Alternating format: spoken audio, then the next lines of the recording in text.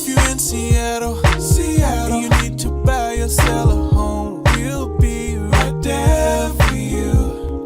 Because we're the realtors that you can trust. So go to ronanddownstdown.com.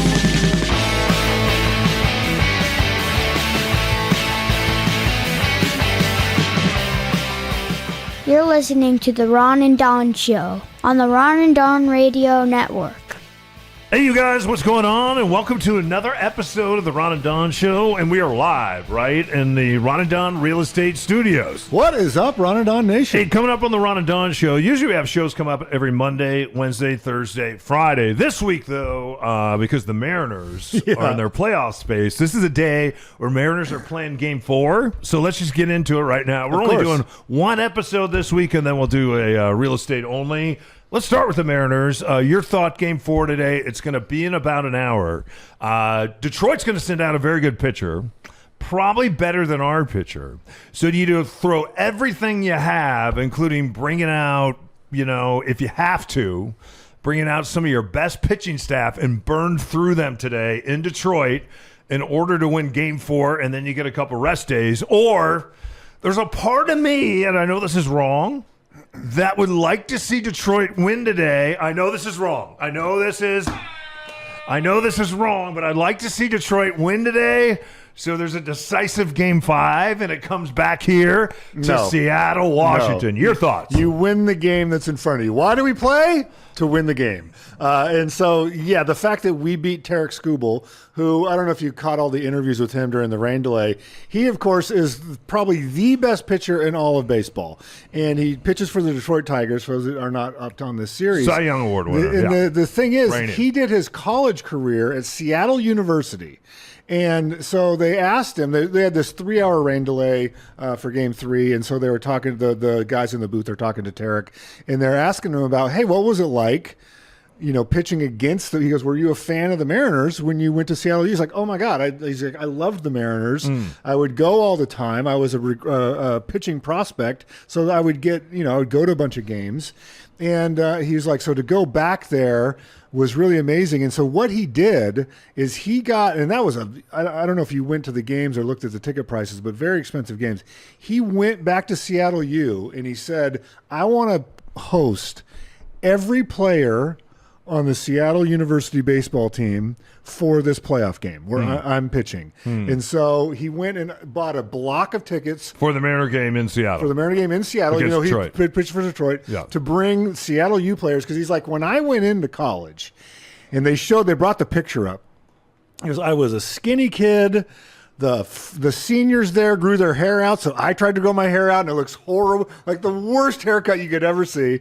And he's got this little red and gray, polo on. He looked ridiculous. He's like, I was just trying to fit in with the guys. Like, I didn't know what was in store for me, but I wanted these players to know that a guy that came out of Seattle U has made it into the big leagues, and so they all came out. And even though he lost that game, it had to be it was a really cool storyline. I don't think he lost the game. I think the Mariners won. I think the Mariners won. But he gave up a couple home runs. He pitched great. He pitched a very good game. Yeah. So I think you win the game when you can. There are so many cool storylines. If you throw every resource at it today, though, that the Mariners have, then you have to turn around and play Detroit again in a Game 5, and maybe you burn through some of those resources.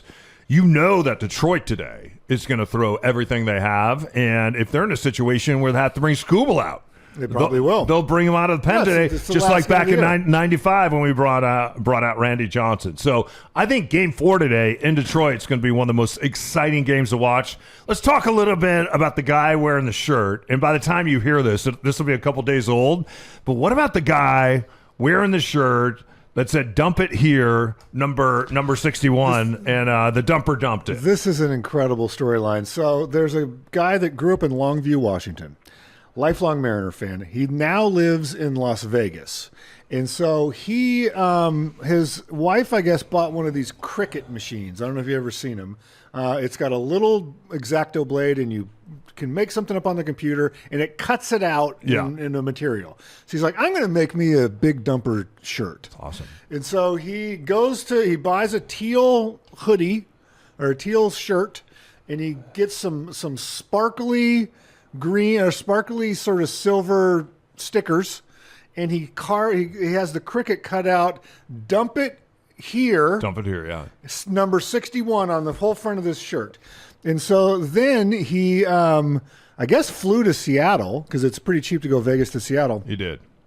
Wore the game. He got a ticket where I got my ticket. He's like, it's going to be in right center field. Like, that's where you want to be because the dumper likes to hit home runs left-handed right in that spot. That's his dumping ground. That's the dumping ground. So he gets tickets over there. He gets shut out, doesn't get a thing. So he's like on a whim. I was like, he was checking tickets to fly to Vegas to Detroit. He's like, I'm just going to go. Yep. So he's able to find a seat behind the Mariner bullpen in left center field, which is not the area that Dumper hits home runs from the left side of the plate. He just doesn't hit a lot of home runs there. He has hit a couple, but it's very unlikely. And so Big Dumper has not hit a home run since September 24th, I think. 25th, maybe. 25th? Yeah. And so he ends up hitting this home run, and the guy leans over the fence because it bounces into the bullpen. He catches the ball wearing the Dumper hit it here 61 shirt. I did a little back of the napkin math on this. Stand by for math, ladies and gentlemen. I believe, and statisticians correct me if I'm wrong, I believe the chances of that happening are around 2,025,000,000 to 1. Wow. Because if you take 45,000 fans, the ball could go to any one of those 45,000 fans. Or not go to a fan. Yeah, hit it out of the park. So I multiplied 45,000 by 45,000 because at that instance, he's going to hit it to one of the 45,000 fans. So I think it's about 2 billion to 1. And so then King 5 and some of the other media track him down because it's a cool story. Oh, and then immediately he takes off that shirt. Right. Underneath the shirt it says, "Dump it here 62." He's got the 62 shirt on underneath. Good for him. Commentators were going crazy. So King 5 asked him, Chris Egan, yeah. are you going to give Cal the ball? So a lot of, and I'm going to digress here for a little bit, a lot of famous players collect memorabilia. The 60th ball was worth $300,000.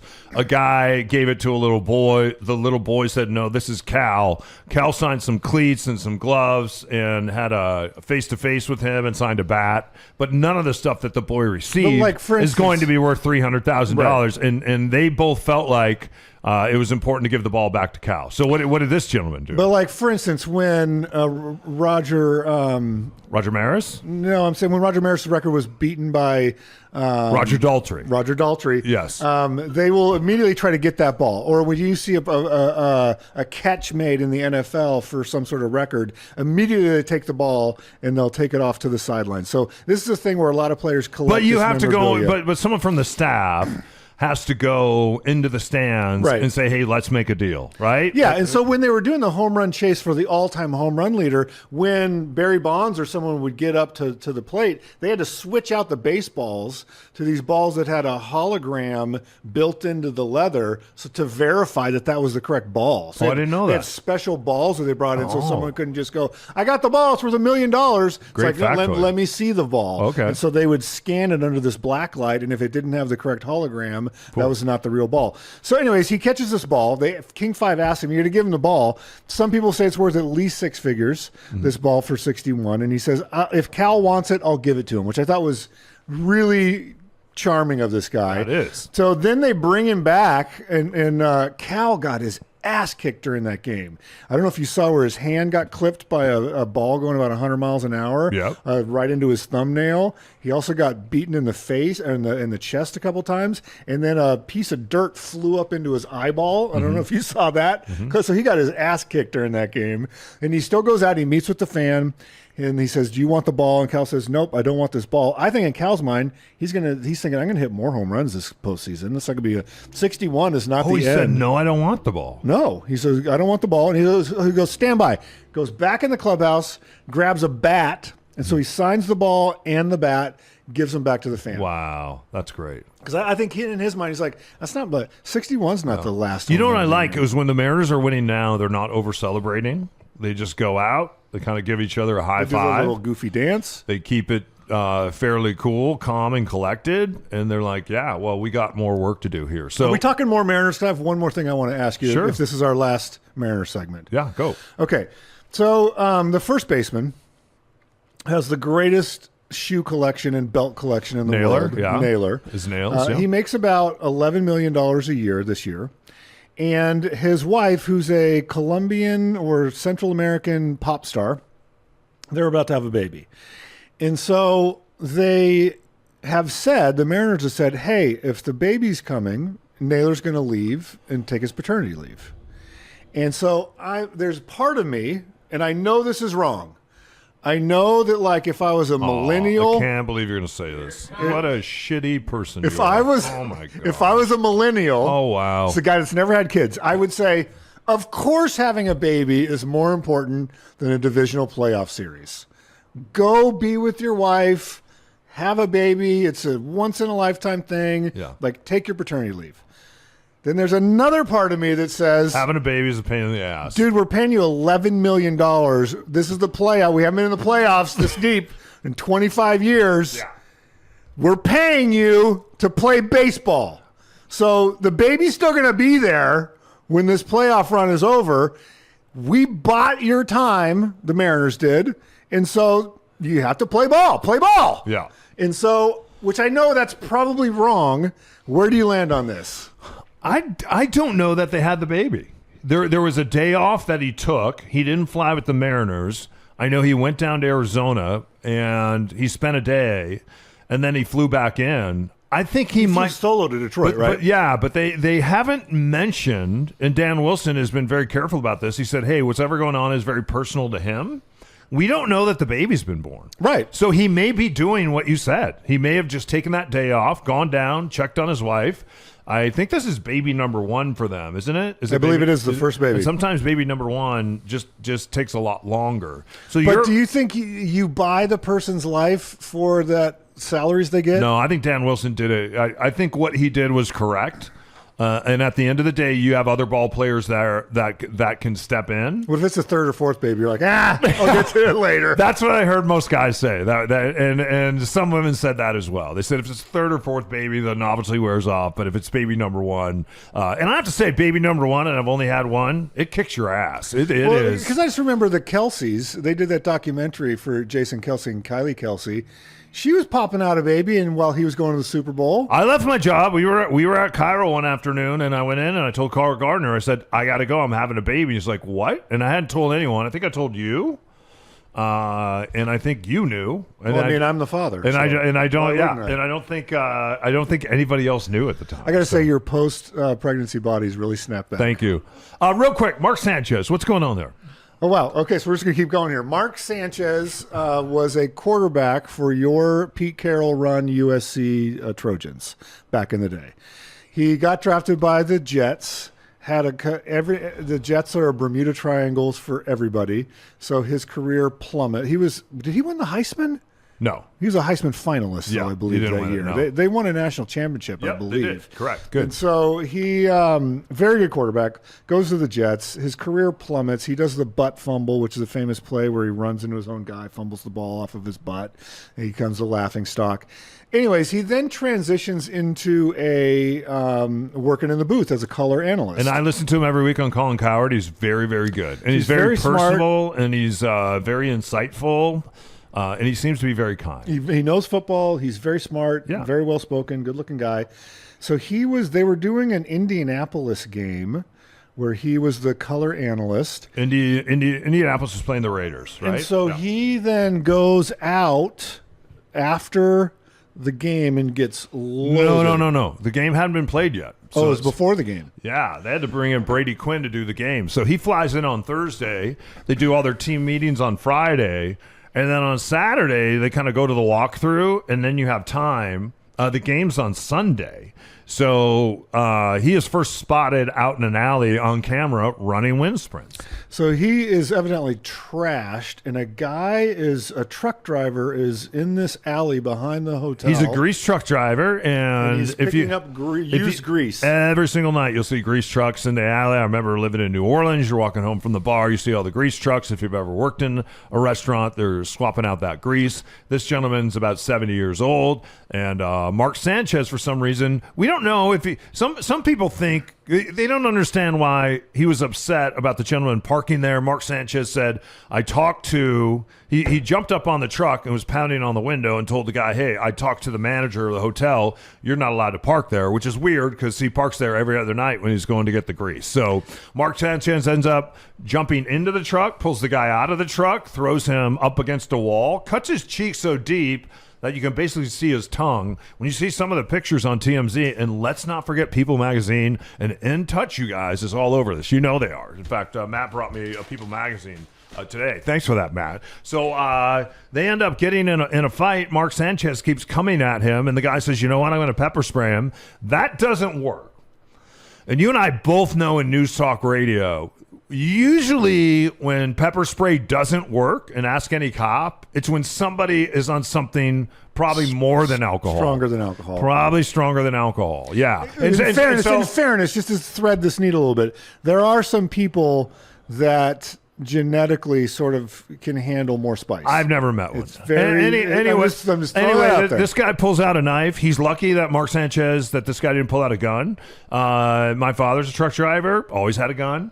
There are people always trying to break into your cab. There's prostitutes at night when you are somewhere and you're parked along the side of the road or up in the mountains or in a truck stop somewhere. There are people trying to break into your tractor trailer, trying to take your trailer, certainly trying to take your tractor, which is the truck itself. What my dad would do is he would lock the doors, and I remember staying with him a couple times and up in the sleeper, and then what he would do is he would take the seat belts and you'd wrap those around the door handle, so if someone was able to break the locks on the door, by the time they started pulling on the doors, you would alert and you'd get up and you'd take your gun and you'd shoot them. So it's tough out there being a truck driver, and this guy, instead of carrying a gun, was carrying a knife. He stabbed him twice. Mark Sanchez kept coming at him after he stabbed him twice. So he stabbed him a third time. Mark Sanchez looked at him and then started running down the alley back to the bar where I guess he had been drinking and having fun. And then the bartender or the gentleman that owned the bar ended up, they say when he went to the hospital, he was in critical condition and they didn't know whether he was going to live or die. So Mark Sanchez now has been charged with a felony assault charge. The truck driver has sued everybody under the sun for this, and I think it seems likely so.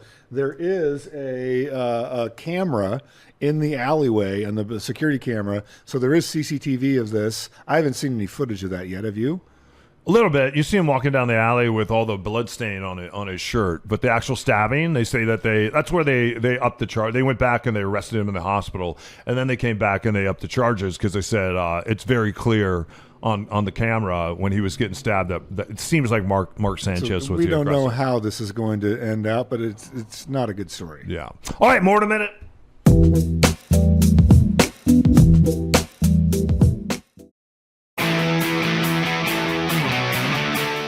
If you find yourself dreaming about a new home, go from just a dream to the dream team. Schedule your time at ronandonsitdown.com.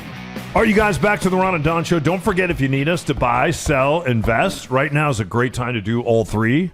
In the great Pacific Northwest, just reach out and go to ronandonsitdown.com. Yes, Matt. Don, I'm not a big sports fan like you are. You know that, of course. But I think I do listen to the Ron and Don Show, and I know that if you don't think the Mariners should win today, then you don't like... Oh, there you go. American baseball. I like that. That's good. That's good. Thank you for that. 15,000 churches are about to close. What's going on here? Because you think with Charlie Kirk that 15,000 churches would be opening in America. What do you think's happening? They did this study. They do this annual study of spirituality in America, and church membership and belief in churches is going down every year. So they say most of these churches. This is an interesting one for me because a lot of the things what they talk about in the article are these churches that have been in rural communities for a very long time. They bought some land up, 40, 50 years ago, whenever. A lot of them homesteaded that land. There are more churches here. In fact, in Seattle, there's more churches here than anywhere else in America than Indianapolis. And I'm talking about neighborhood churches. And the reason, and we're very unchurched. Like a lot of these churches that we have, people don't go to church there. Or there's maybe 52 parishioners and they're having to sell these churches off because now they're worth $8 million because of the real estate value of those, right? We see that happening all over Capitol Hill right now. They're selling off churches. So I think the important thing to remember is a lot of these churches, when they came west, they didn't pay anything for these churches. They homesteaded these churches. Homestead the churches, and so now they cannot afford to keep the churches. Membership is down, attendance is down, giving is down, and so they're just going to close. And I think the thing that's interesting is you mentioned Charlie Kirk. There is a brand of Christianity that's turned more into the Christian nationalism, where the guy will show up in his truck with his "Lions Not Sheep" T-shirt on, and even though Jesus calls to be sheep, and he said he's the great shepherd. Go ahead. Right, so you go down that lane. They say that the mega churches, that's more contemporary, big PA and a full band and all that stuff. And you don't have to do anything. You walk into a mega church, you raise your hands. Even if you don't throw money in there, you don't have to get involved. The music's always great. So if you have great music, that releases lots of dopamine. And people think when you release all that dopamine and serotonin that's the Holy Spirit. Who knows? Maybe it is. I think it's dopamine and serotonin. Your thoughts? Yeah, so they continue to shrink. I think this is just going to continue to happen. I always look over, to like a thing like England, which of course had the Church of England, was a quote unquote Christian nation. And, you look at them and it's still there, but almost as a ritual kind of situation where it's like, okay, Christmas we'll go, or like when the royals get married, we go to the cathedral, like that sort of thing. But the vast majority of British people, they don't practice week in and week out. Yeah, I worked in a mega church, and the thing that was weird to me is I think churches are a fortress or a force, right? And I think most churches have become fortresses. It's a place where we go, we collect money, we need a bigger parking lot, we need a bigger building because we continue to grow. And a lot of these churches are trying to attract certain types of parishioners and churchgoers because they have money when they pass the bucket, and that's how the pastor and the staff get paid. This other thing about make it, claim it, where, pastors tell evangelists, you should have planes, you should have cars, the whole Kenneth Copeland model that came out of Tulsa, Oklahoma, the eisegete movement. I think a lot of people looked at that and it turned them off. When you have a pastor or televangelist like a Jim Baker standing up on a stage and saying, hey, God told me I'm supposed to buy this Gulfstream so I can fly around the world. I don't have to fly commercial, and that allows me to spread the gospel. I think that's a bunch of bullshiznit for sure. So I think for a lot of folks, the church just becomes a place. Like the church that we worked in, we had homeless all around there. We didn't do anything for them. We didn't have a pantry. We didn't invite them. I would also ask questions about, hey, should we be, making them breakfast on Sunday when we're making everyone else breakfast? There's no even thought or thinking about that. It's about more books, more exposure, getting podcasts going, being on TV. There was nothing about being a force in the community. And then all these churches argue with each other. They don't get along. You're wrong, and you're wrong, and you're wrong, and that's why you should come over here, and you're going to hell because of this. And I don't look at a lot of that, and that's what the church used to be, right? That's what the White House used to be. Study the White House and study how many people that were homeless used to not only sleep on the lawns, but they used to sleep on the decks and the balconies of the White House. And sometimes, even the early 1800s, sometimes they would sleep inside. So the president will walk out of the White House and walk downtown and have a beer. You didn't have Secret Service back then. So I don't think the church is a force anymore, especially in America. I think it's become a fortress to itself. I don't think it's connected to the community. I think these mega churches that don't ask anything of you other than come here and have a dopamine hit, and then you get to leave and go do whatever the hell that you want. I don't think that's working anymore. And I think that's why when you look at Charlie Kirk's message, I think it was appealing, especially to a lot of younger people, because it was calling them back to an accountability, saying, hey, if you're a Christian, this is what we expect out of you. And I think the church lost its way on that. So, and the Catholic Church, I've gone into that mega church mega time. The Catholic Church is no longer connected to, especially here, the real America. And most churches now don't have priests. Even back when I was an altar boy, we would have priests that would have to cover 3 or 4 different churches at a time. Totally. Because there weren't enough priests and brothers. And if you think about it, not allowing a woman to stand on a stage and share a message to the church, or not allowing a layperson to say, hey, I'm going to come in and I'm going to participate in being a pastor here, but I'm going to be married and have kids. I'd rather have someone that's a pastor that's married and have kids, or maybe even someone that's gone through a divorce, because they know what it's really like out there. Not some priest that goes home and masturbates because he's not allowed to have sex with someone, right? How do you, maybe you can relate to a 15-year-old because that's what 15-year-olds are doing, but and maybe that's why they like 15-year-olds. But how come you can't be married, be connected, have children, and be a minister? I think that's bullshit, isn't it, right there? Your thoughts? Have you seen the people that have bought churches and converted them to residential? Yeah. Like there's some, I know that Coop Anderson bought a firehouse and converted that to a house. You know, just on Capitol Hill, you'll see churches there that have been turned into nightclubs. They've been turned into restaurants, and they've been turned into condos. That's happening right here in Seattle. It's a cool opportunity, I think, real estate wise, to buy something. There's the one downtown next to the F5 building that is now a concert space. I don't. And the thing that's dumb about churches, you don't need to have a building. The reason why churches like to have buildings in a gathering place, because that's where you can collect money, and especially the priest or the pastor, the church can get paid. There's a lot of churches out there that own lots and lots and lots of real estate, like the Assemblies of God or the Foursquare Movement. They own all that real estate that their churches sit on, so they're worth billions of dollars as a result of that. So I hope to see the church return as a force in the community to say, hey, when we see people out on the streets that are hungry, or we see people out on the streets that have mental illness, or we see people, single moms out there that need a place to stay, like Mary's place. I don't see churches doing that anymore than they used to. So I hope to see more of that. More in a minute.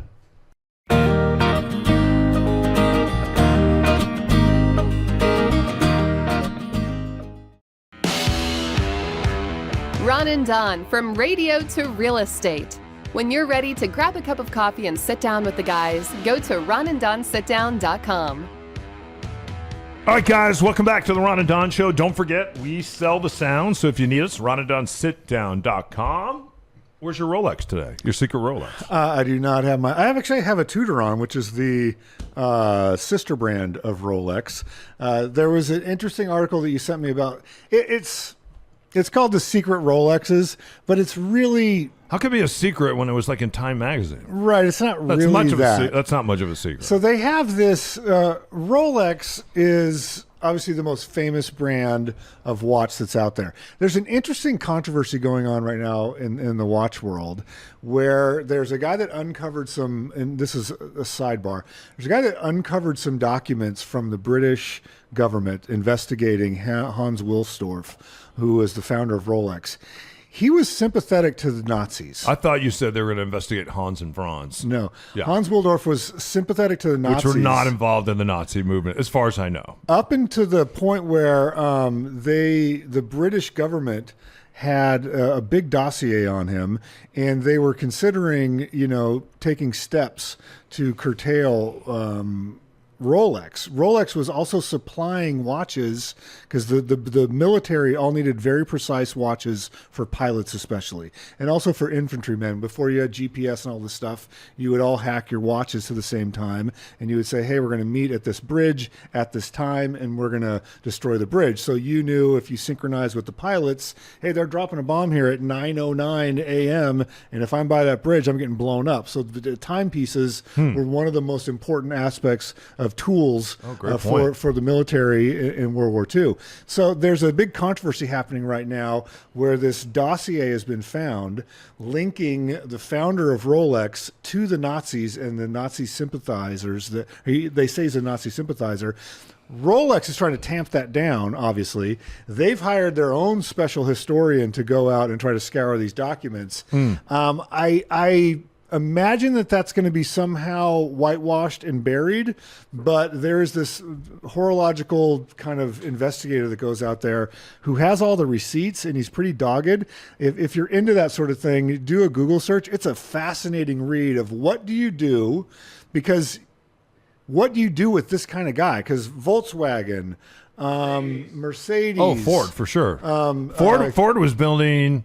They were building tanks and basically the war machine in Great Britain. They were building the war machine in Germany, and they were building the war machine here. And Henry Ford had an anti-Semitic paper they put out. But so it's interesting to go, okay, you're in this luxury brand space.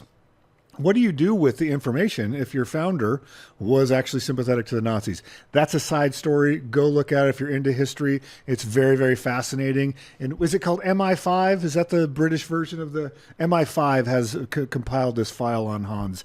So Rolex has always had, it was known as a tool watch company. And so it did dive watches for divers. It would do military watches for pilots that were very, very accurate. Scientific watches that had anti-magnetic things.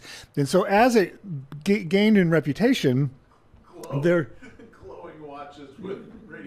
glowing watches with radioactive material back in the day. And so they would, there became a desire when these other high brands would bring out really fancy watches of saying, hey, can Rolex, can you guys put, precious stones maybe on this style? I'm like, well, it's not really our thing, but it evolved into a way where there was a demand for this because Rolex had the name recognition above any other brand. So they started putting more precious metals, started putting stones in there, and you could get them on the bezel or you could get it on the dial where there would be diamonds. And so then some clients came in and Rolex would do very limited edition pieces for their upper end clientele. And it's a bit of a scam with Rolex in this regard. The ones that you brought up, let's say the Giraffe, which is a Rolex Daytona that has these gold and lots of gemstones, and it sort of looks like a giraffe skin on the dial. You would have to buy a bunch of jewelry, let's say, from Tiffany in order to be on the list that could get that watch. So you can't just walk. You and I could not walk into Rolex today. If you had a bag full of cash and you said, I'm Don of the Ron and Don, I would like to buy the Rainbow Daytona. Here's $300,000. They would not sell it to you. So there's this hierarchy of getting in there.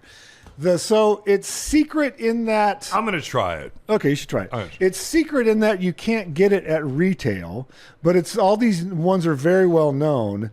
The thing that is sort of the holy grail, though, is called a piece unique. And that's where you get a one-of-one watch made. You get to help design it. It's like John Mayer just did this with Patek Philippe, where he did a perpetual calendar, a piece unique. And Ed Sheeran has done these where he did a piece unique. And those are worth millions of dollars, and there's only one of them. And you don't have to have a garage to park them somewhere. You don't. You can put them in your When safe. people have money, I think they like to collect things, right? Usually. Yeah, you like to collect stuff, and you look at Jay Leno. Like, I think of Paul Newman and all the cars that he collected, and Adam Carolla actually bought all his race cars. And then what's going to happen? Adam Carolla doesn't drive them. He hasn't parked somewhere. Speaking of Paul Newman, his Daytona Rolex sold for $30 million at auction. Did it really? Yeah.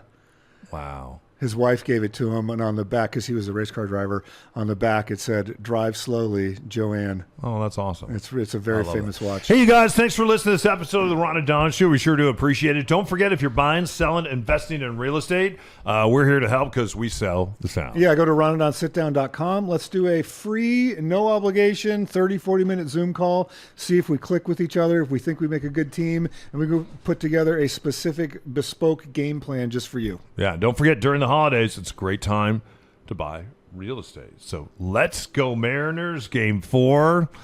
I hope by the time you hear this, we're on to the championship for the ALS. We'll find out if we're going to win that pennant. So let's go, guys. We're going to peel out of here and go watch that here in a moment. Again, if you need us, ronandonsitdown.com. You know we sell the sound. Thanks to Matt and Grace, my son Gunner. What? Thank you, Don. Yeah. Also, I want to thank Charlie the dog. He's Ron. I'm Don. Until next time, keep your head up and shoulders back. You've been listening to Ron and Don Show only on the Ron and Don Radio Network. Well, that's it. Show's over. We'll see you next time on the Ron and Don Radio Network.